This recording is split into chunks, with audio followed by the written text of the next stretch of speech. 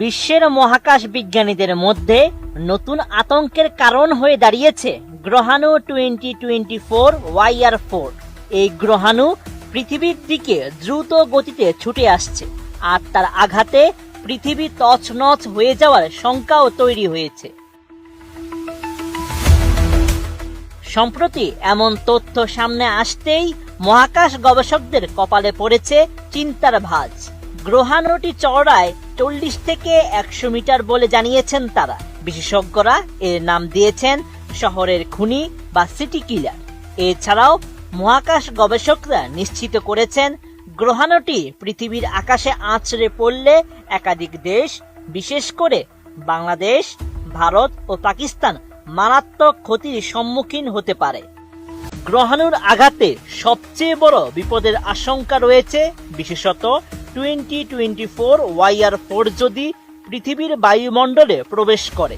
বিজ্ঞানীরা জানান, এই গ্রহাণুর আঘাতে 80 লাখ টন TNT শক্তির সমান বিস্ফোরণ হতে পারে, যা পৃথিবীতে বিরাট ধ্বংসযজ্ঞ সৃষ্টি করতে পারে। বিশেষজ্ঞদের মতে 50 কিলোমিটার ব্যাসার্ধের মধ্যে বিশাল ক্ষতি হতে পারে।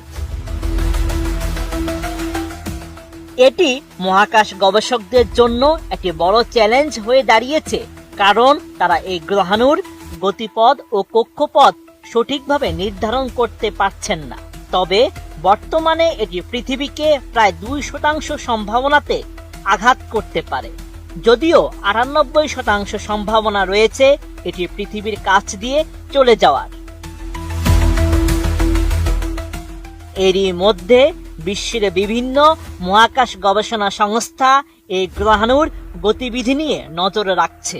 2024 YR4 এর গতি এবং আকারের উপর নির্ভর করবে এর পরিণতি। বিজ্ঞানীরা আরো বলছেন, 2028 সালের মধ্যে যদি এই গ্রহাণু মহাশূন্যে হারিয়ে যায়, তবে তার গতিপথ পুনরায় নির্ধারণ করা অনেক কঠিন হয়ে পড়বে।